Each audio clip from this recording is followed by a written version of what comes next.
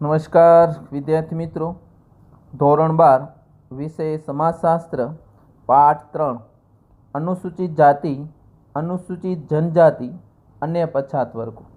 વિદ્યાર્થી મિત્રો, સૌપ્રથમ આપણે પ્રસ્તાવનાની વાત કરીશું. આઝાદી પહેલાં ભારતીય સમાજની અંદર જ્ઞાતિ વિશેના જે અભ્યાસક્રમો છે એ સમાજ વિજ્ઞાનીઓ માટે અભ્યાસ પૂરતા જ ન હતા. એનાથી વધારે આપણે કહી શકીએ કે વહીવટકર્તાઓ માટે પણ આ અભ્યાસના મહત્ત્વના ક્ષેત્રો રહ્યા છે. એટલે કે ભારતીય સમાજની જે જ્ઞાતિઓ છે, એટલે કે ભારતીય જ્ઞાતિ સમાજ છે, એ સમાજ વિજ્ઞાનો પૂરતો જ નહીં પણ જે વહીવટકર્તાઓ હતા, જે વહીવટ કરતા હતા, એના અભ્યાસ માટે પણ મહત્ત્વનું ક્ષેત્ર બની રહ્યું છે. ભારતીય સમાજની અંદર જે પણ જ્ઞાતિઓના જીવનની અંદર જે પણ ચોક્કસ કોટિક્રમ હોય છે, માળખું હોય છે, ક્રમ હોય છે, એ જન્મદત્ત દરજ્જા સાથે સંકળાયેલું છે.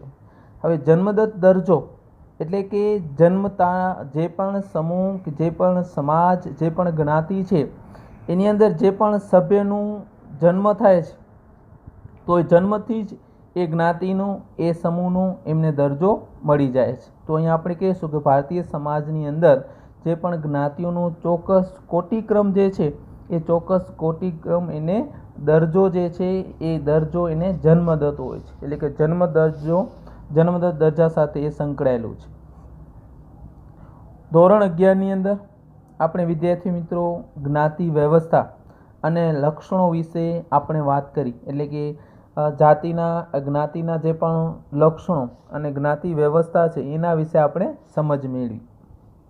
આપણે સૌ જાણીએ છીએ કે જે પણ જ્ઞાતિ વ્યવસ્થા છે, એ જ્ઞાતિ વ્યવસ્થાની અંદર કોટિક્રમિક એટલે કે ક્રમ પ્રમાણેની વ્યવસ્થા છે. ક્રમ પ્રમાણે એટલે કે માળખું કેવું છે? તો માળખું એવું છે કે જે પણ ઘણી બધી જ્ઞાતિઓના સમૂહને ઉચ્ચ માનવામાં આવે છે અને ઘણી બધી જ્ઞાતિઓના સમૂહને નિમ્ન દરજ્જો જોવા મળે છે. તો અહીં જે પણ કોટિક્રમ, જે પણ જ્ઞાતિ વ્યવસ્થાનું જે માળખું છે, એ માળખાની વ્યવસ્થા એવી છે કે ઘણા બધા એટલે કે કેટલાક જ્ઞાતિ સમૂહને ઉચ્ચ માનવામાં આવે છે અને ઘણા બધા જ્ઞાતિ સમૂહને નિમ્ન દરજ્જો મળ્યો છે. એટલે કે ઘણાને ઉચ્ચ દરજ્જો અને ઘણાને નિમ્ન દરજ્જો જોવા મળે છે. હવે કે આ જે નિમ્ન જ્ઞાતિના સમૂહ જે છે, એ સમૂહને બંધારણની અંદર, જે ભારતીય બંધારણ છે, એ બંધારણની અંદર એને એક ઓળખ આપવામાં આવી. એ ઓળખને આપણે પછાત વર્ગો, એટલે જે પણ નિમ્ન જ્ઞાતિ જે છે, એ નિમ્ન જ્ઞાતિની અંદર એ બંધારણની અંદર, ભારતીય બંધારણ જે છે, એ ભારતીય બંધારણની અંદર આવા જે જ્ઞાતિય સમૂહ જે છે, એ જ્ઞાતિય સમૂહને એક ઓળખ આપવામાં આવી. એ ઓળખ હતી પછાત વર્ગો તરીકેની ઓળખ. હવે આપણે વાત કરીએ પછાત વર્ગો. ભારતની અંદર પછાત વર્ગોનું યથાર્થ રીતે એને સમજવું છે તો ભારતીય સમાજની અંદર એનું મૂળભૂત સ્વરૂપ એ યથાર્થ સમજવા માટે પછાત વર્ગોને પૂરેપૂરી રીતે આપણે સમજવું છે. તો એનું મૂળભૂત સ્વરૂપ જે આપણે જોઈએ તો સંખ્યાબંધ વિભિન્ન દરજ્જાઓ, વિભિન્ન એટલે કે જુદા જુદા દરજ્જાઓ, બંધ જ્ઞાતિ સમૂહનું બનેલું છે. એ જ્ઞાતિઓનો સમૂહ જે છે બંધ છે, એટલું ખુલ્લા પ્રમાણની જ્ઞાતિઓ સમૂહ નથી, વિભિન્ન છે, એટલું વિકાસ નથી. બંધ જ્ઞાતિ સમૂહ એટલે એ પ્રમાણની અંદર એટલું વિકાસ, એટલું પરિવર્તન ન હતું. હવે આને સમજવું જરૂરી છે. જે પણ બંધ જ્ઞાતિ સમૂહને વિભિન્ન દરજ્જાઓ જે છે એને સમજવું જરૂરી છે. એટલે કે જે પછાત વર્ગો છે, એ પછાત વર્ગોને એક સમશિષ્ટ કે સમૂહ બનતો નથી. એટલે કે સરખાપણું અથવા સમૂહની અંદર એ દરેક જ્ઞાતિઓ અથવા દરેક પછાત વર્ગો જે છે જોવા મળતા નથી.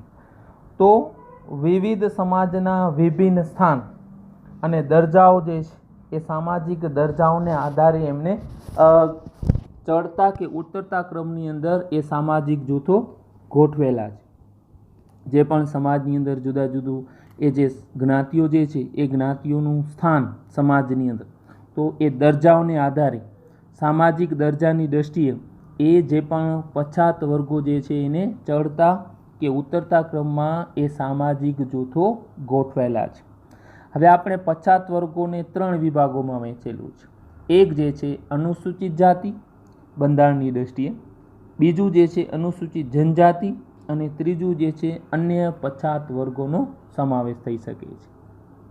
હવે જો બંધારણ રીતે ભારતનું બંધારણ છે એ બંધારણ રીતે આપણે જોઈએ તો અનુસૂચિત જાતિમાં કોણ આવે તો દલિતો. આ એક વાક્યની અંદર પ્રશ્ન પૂછી શકાય કે અનુસૂચિત જાતિ અથવા દલિતોને બંધારણ દ્રષ્ટિએ કયો દરજ્જો મળેલો છે, કયા સામાજિક જૂથ છે, તો એ દલિતોને અનુસૂચિત જાતિ, આદિવાસીઓને અનુસૂચિત જનજાતિ, અને જે પણ એના સિવાય દલિતો અને આદિવાસીઓ સિવાય બીજા જે પણ સમુદાય છે સમાજની અંદર, બીજી જે જ્ઞાતિઓ જે છે એ જ્ઞાતિઓની અંદર જે વર્ગ અન્ય પછાત વર્ગો જે છે કે જે અન્ય પછાત વર્ગો કે જે સામાજિક અને શૈક્ષણિક રીતે એ સમૂહ કેવા છે, પછાત છે. પછાતનો અર્થ કે જે વંચિત રહી ગયેલા છે, સામાજિક ક્ષેત્રે પણ એમનું પરિવર્તન નથી અને શિક્ષણ ક્ષેત્રે પણ એ પરિવર્તન જોવા મળતું નથી અથવા ઓછું છે. એ સમાજ અને શિક્ષણ ક્ષેત્રે પછાત છે અથવા તો વંચિત છે એવા સમૂહનો સમાવેશ એ અન્ય પછાત વર્ગોની અંદર થઈ શકે છે. તો પછાત વર્ગોને 3 વિભાગોની અંદર એ બંધારણ રીતે વહેંચવામાં આવ્યું છે. અનુસૂચિત જાતિ, અનુસૂચિત જનજાતિ એટલે કે દલિતો, અનુસૂચિત જનજાતિ એટલે કે આદિવાસીઓ, અને અન્ય પછાત વર્ગ જે વર્ગ સામાજિક અને શૈક્ષણિક રીતે એ પછાત છે. હવે એક વિદ્યાર્થી તરીકે આપણા સૌને એક પ્રશ્ન જરૂર થાય કે આ બધી જ્ઞાતિઓનો ઉદ્ભવ અને શેના આધારે ઉદ્ભવ કેવી રીતે થયો અને એના લક્ષણો કયા છે, અને આપણા બંધારણની અંદર આ જ્ઞાતિઓની ઓળખ કેવી રીતે આપવામાં આવી છે, આ બધી જ્ઞાતિઓનો સર્વાંગી વિકાસ માટેના કયા કાર્યક્રમો છે. તો આપણે આ બધા પ્રશ્નોની સમજ જે છે એ ક્રમસર દરેક એકમની અંદર આપણે મેળવીશું. આ એકમની અંદર આપણે એ ક્રમસર અનુસૂચિત જાતિની વાત, અનુસૂચિત જનજાતિની વાત અને અન્ય પછાત વર્ગોની વાત આપણે એની અંદર આ એકમમાં એટલે આ પાઠની અંદર આપણે કરીશું. તો સૌપ્રથમ હું વાત કરીશ અનુસૂચિત જાતિ. હવે ભૂતકાળની અંદર જે પણ ભારતીય સમાજ વ્યવસ્થાની અંદર આપણે જોઈએ તો વર્ણ વ્યવસ્થા હતી. વર્ણ વ્યવસ્થાની અંદર તો 4 વર્ણ વ્યવસ્થાઓ, બ્રાહ્મણ, ક્ષત્રિય, વૈશ્ય અને શૂદ્ર. એ પછી જ્ઞાતિ વ્યવસ્થાની શરૂઆત એટલે કે કોટિક્રમમાં અંતિમ સ્તરે જે પણ જ્ઞાતિ વ્યવસ્થા એ માળખું એ ક્રમ પ્રમાણે જોવા મળ્યું. હવે એ સમાવિષ્ટ થતી જે પણ જ્ઞાતિઓને આપણે અસ્પૃશ્ય જ્ઞાતિ તરીકે ઓળખવામાં આવે. જે પણ આ અનુસૂચિત જાતિ, અનુસૂચિત જનજાતિ જે પણ જ્ઞાતિઓ અને પછાત વર્ગો જે છે એ જ્ઞાતિ વ્યવસ્થાના કોટિક્રમમાં માળખામાં અંતિમ સ્થળ જે છે અંતિમ જે ચોથું વર્ણ જે છે એની અંદર જે સમાવેશ થતો જે જ્ઞાતિઓને જે છે એ જ્ઞાતિઓને અસ્પૃશ્ય જ્ઞાતિ તરીકે ઓળખવામાં આવે, એટલે કે એમના તરફ એ ભેદભાવની નીતિ. હવે આ જ્ઞાતિઓ જે છે એ જુદા જુદા સમય જુદા જુદા પ્રાંતની અંદર બહુવિધ નામથી ઓળખાતી. ઘણા બધા એ નામથી અથવા ઘણી એવી જ્ઞાતિઓની અંદર વિવિધતા હતી. એટલે પ્રાંત, પ્રદેશ, જે વિસ્તાર જે છે એ અલગ અલગ. ગાંધીજી એમને અનુસૂચિત જાતિને હરિજન નામ આપ્યું હતું. એટલે કે હરિજન સમુદાય છે એ હરિજન સમાજ જે છે એ બંધારણની અંદર આપણે એને અનુસૂચિત જાતિ કહીએ છીએ, દલિતો કહીએ છીએ. તો ગાંધીજીએ એમને હરિજન નામ આપ્યું હતું. અને કેટલાક એમને ઘણા એવા જે પણ પ્રચાર ગાંધીજીની જેમ બીજા ઘણા એવા વિદ્વાનો છે, ઘણા એવા સમાજની અંદર એને કચરાયેલા વર્ગ તરીકે પણ ઓળખાવ્યા. પરંતુ ભારતની આઝાદી પછી બંધારણમાં આ જાતિઓના વર્ગને અનુસૂચિત જાતિ એવું નામ આપવામાં અને દેશ આઝાદ થયું એ આઝાદ પછી આ જે પણ જ્ઞાતિ, આ જે સમુદાય જે છે હરિજન સમુદાય, દલિત સમુદાય, એ સમુદાય અથવા કચરાયેલા વર્ગ તરીકે જે ઓળખવામાં આવતું હતું એ ભારતની આઝાદી પછી એ વર્ગને બંધારણની અંદર આ જાતિઓને અનુસૂચિત જાતિ તરીકે નામ આપવામાં. હવે અનુસૂચિત જાતિ એ કોઈ એક જાતિ કે જ્ઞાતિ માટે પ્રયોજાતું નામ નથી. એટલે કે આપણે ન કહી શકીએ આ જ જાતિ અથવા આ જ જ્ઞાતિ જે છે તો એ જ્ઞાતિ જે છે અનુસૂચિત જાતિ. હવે જે જ્ઞાતિઓ તેમના સામાજિક, આર્થિક અને શૈક્ષણિક પછાતપણાને કારણે એક જૂથમાં એકઠી કરીને જે વર્ગ હેઠળ મૂકવામાં આવે એને આ સમુવાય નામ જોવા મળે છે. હવે અહીં 3 બાબતો એક એવી જ્ઞાતિઓ જે જ્ઞાતિઓ સામાજિક ક્ષેત્રે પછાત છે, એટલે કે સામાજિક ક્ષેત્રે વંચિત રહેલી છે, સામાજિક ક્ષેત્રે કોઈ પરિવર્તન નથી, આર્થિક ક્ષેત્રે પણ એની જે પણ આપણે કંઈક અર્થવ્યવસ્થા આર્થિક પરિસ્થિતિ જે છે એ પણ નબળી છે, અને શિક્ષણ ક્ષેત્રે પણ પછાતપણાને કારણે એક એવો જૂથ, એક એકઠો થયેલો જૂથ, એક વર્ગ જેને આ અનુસૂચિત જાતિ તરીકે નામ આપવામાં આવ્યું છે, કે આ વર્ગને અનુસૂચિત વર્ગ તરીકે એક સમુવાયી નામ આપવામાં આવ્યું છે. તો આ વાત થઈ અનુસૂચિત જાતિની. હવે અનુસૂચિત જાતિનું વર્ગીકરણ કઈ રીતે એનું વિભાગો પાડી શકીએ, કયા પ્રમાણની અંદર એનું વર્ગીકરણ થઈ શકે. ભારતની અંદર અનુસૂચિત જાતિ કોઈ એક પ્રદેશમાં રહે છે એવું નક્કી નથી.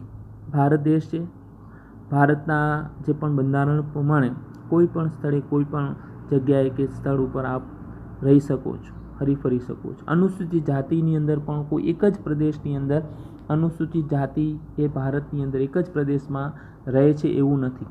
તો ચોક્કસ સમૂહ કે જૂથોની અંદર એ જુદા જુદા રાજ્યો અને કેન્દ્ર શાસિત જે પ્રદેશો છે એની અંદર એ વસવાટ કરે છે. ઘણા એવા રાજ્યો છે એકથી પણ વધારે પ્રકારની અનુસૂચિત જાતિ વસવાટ કરે છે. ઘણા એવા પ્રદેશો કે કેન્દ્ર શાસિત પ્રદેશો જે છે કે જ્યાં વસવાટનું પ્રમાણ નહીવત છે. ક્યાંક વસવાટનું પ્રમાણ વધારે છે અનુસૂચિત જાતિનું, ક્યાંક એ વસવાટનું પ્રમાણ ઓછું છે. હવે આ બધા જ આ પ્રાદેશિકતાને સાંસ્કૃતિક કારણે ભિન્નતા છે. હવે આ એટલા માટે કે રાજ્ય એકથી વધારે પ્રકારની અનુસૂચિત જાતિ વસવાટ કરે છે જુદા જુદા પ્રદેશોની અંદર, એટલે કે એક જ પ્રદેશની અંદર વસવાટ કરતી નથી. તો જુદા જુદા જૂથોની અંદર એ જુદા જુદા રાજ્ય અને કેન્દ્ર શાસિત પ્રદેશોની અંદર એક જ રાજ્યની અંદર એકથી વધારે પ્રકારની આપણે કે અનુસૂચિત જાતિ વસવાટ કરે છે. હવે અહીં જે છે એ અનુસૂચિત જાતિ એમના જુદા જુદા પ્રદેશોની અંદર એ વસવાટ કરવાને કારણે એ પ્રાદેશિકતા અને સાંસ્કૃતિક ભિન્નતા જોવા મળે છે. એટલે કે જુદા જુદા પ્રદેશોની અંદર વસવાટ કરે છે તો એ પ્રદેશની જે ભૌગોલિક પરિસ્થિતિ એમના સામાજિકીકરણ ઉપર અસર થાય છે. એવી જ રીતે એમના સંસ્કૃતિની અંદર પણ ભિન્નતા જોવા મળે છે, એટલે કે પ્રાદેશિકતા અને સાંસ્કૃતિક ભિન્નતા જોવા મળે છે. તો આ બધી યાદી જે છે મોટી છે. અહીંયા આપણે ફક્ત જે વાત કરીશું એ ભારત અને ગુજરાતની અંદર અનુસૂચિત જાતિનું પ્રમાણ કેટલું છે એના વિશે જ આપણે માહિતી મેળવીશું. કારણ કે જુદા જુદા પ્રદેશોની જે પણ આપણે વાત કરીશું એ જ્ઞાતિઓ એ જે પણ અનુસૂચિત જાતિ જે છે એના પ્રદેશોના પ્રાદેશિક અથવા ભૌગોલિક પરિસ્થિતિ પ્રમાણે પણ એમની સામાજિક બાબતો, એમની સાંસ્કૃતિક બાબતો પણ એ જુદા જુદા પ્રકારની અંદર જોવા મળશે, એટલે કે ભિન્નતા જોવા મળે છે, એટલે કે ભૌગોલિક પરિસ્થિતિ એ ઉપર અસર કરતી હોય છે. તો ફક્ત અહીંયા આપણે ભારત અને ભારતના બીજા રાજ્યો કરતાં પણ ગુજરાતની અંદર કેટલું પ્રમાણ છે એના વિશેની માહિતી આપણે મેળવીશું.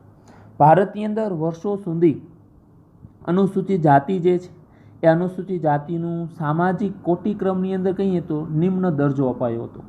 એ ભારતની અંદર વર્ષોથી પહેલાં સમયની અંદર કે અનુસૂચિત જાતિ છે તો અનુસૂચિત જાતિની અંદર સામાજિક ક્રમ છે, સામાજિક કોટિક્રમ, સમાજનું માળખું જે છે એ અનુસૂચિત જાતિને દરજ્જો હતો એ નીચો દરજ્જો હતો, એ નિમ્ન દરજ્જો હતો.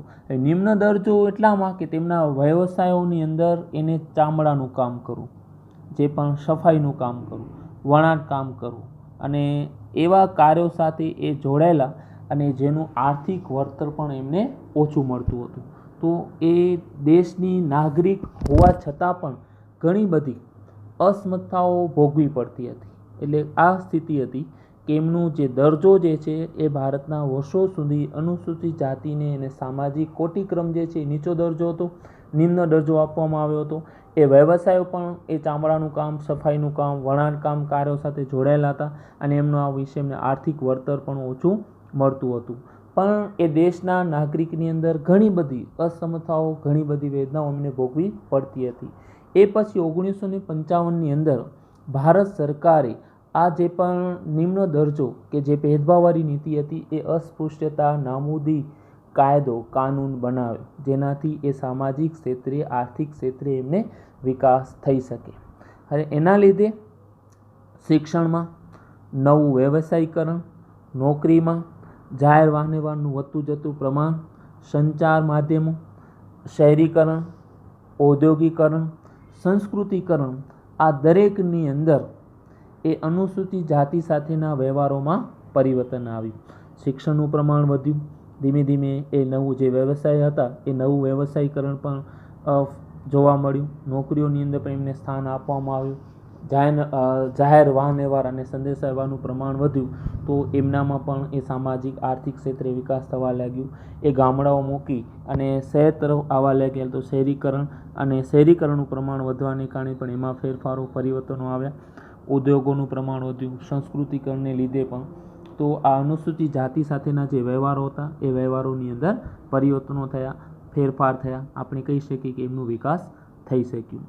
વિશેષની અંદર અરુણાચલ, નાગાલેન્ડ, લક્ષદ્વીપ અને અંદમાન નિકોબાર જેવા જે પણ પ્રદેશો જે છે એ પ્રદેશોની અંદર આ અનુસૂચિત જાતિના કુટુંબો જોવા મળતા નથી.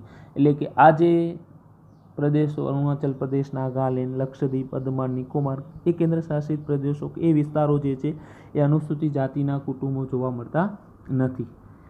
તો આ રીતે એ ક્યાંક એ વસ્તીનું પ્રમાણ એ નહીવત ઓછું જોવા મળતું, અનુસૂચિત જાતિનું પ્રમાણ એ જોવા મળતું નહોતું. અહીં જે છે કોષ્ટક 1ની અંદર ભારત અને ગુજરાતની કુલ વસ્તીના પ્રમાણમાં અનુસૂચિત જાતિનું પ્રમાણ એ ટકાવારી આપેલી છે. 1961ની વાત કરીએ તો ભારતની અંદર અનુસૂચિત જાતિ એ 14.64% અને ગુજરાતની અંદર 6.33% હતું. 1971ની અંદર 14.60% અને ગુજરાતની અંદર અનુસૂચિત જાતિ 6.84% એ જોવા મળતું હતું. 1981 15.65% અને ગુજરાતની અંદર 7.15% જેટલું એ પ્રમાણ જોવા મળતું હતું. 1991ની અંદર અનુસૂચિત જાતિ એ ભારતની અંદર 16.48 અને ગુજરાતની અંદર 7.41. 2001 આપણે આ જે ટકાવારી જે છે કુલ વસ્તીની અંદર અનુસૂચિત જાતિનું પ્રમાણ એ 16.20% અને ગુજરાત રાજ્યની વાત કરીએ તો 7.10% જેટલી વસ્તીનું પ્રમાણ જોવા મળતું. 2011 16.2, 16.02 અને ગુજરાતની અંદર 7.10% જે વસ્તીનું પ્રમાણ જોવા મળતું. તો 1961થી કરી અને 2011 એ આ કોષ્ટક ઉપરથી જાણવા મળે છે કે અનુસૂચિત જાતિનું પ્રમાણ કુલ વસ્તી એ 14.64 હતું 1961ની અંદર અને 2011ની અંદર 16.02% જોવા મળ્યું. અને ગુજરાતની વાત કરીએ તો એ 1961થી કરી અને 2011 એ 6.33 અને 2011ની અંદર ગુજરાતમાં 7.10%નું એનું અનુસૂચિત જાતિનું પ્રમાણ રહ્યું છે.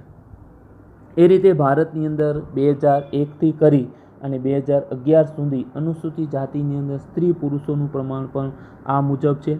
એ કોષ્ટક નંબર 2ની અંદર કે સ્ત્રી અને પુરુષ અનુસૂચિત જાતિના એ પ્રમાણ. કુલ વ્યક્તિ 2001ની અંદર 166.6 અને 2011ની અંદર એ 201.4 એટલે કે 20.8% જેટલો વધારો કહી શકીએ. એમાં પુરુષો એ 86.1 અને 2001ની અંદર સ્ત્રીઓ જે છે 80.5. 2011ની અંદર પુરુષો જે છે એ 103.5 અને સ્ત્રીઓ જે છે 97.9.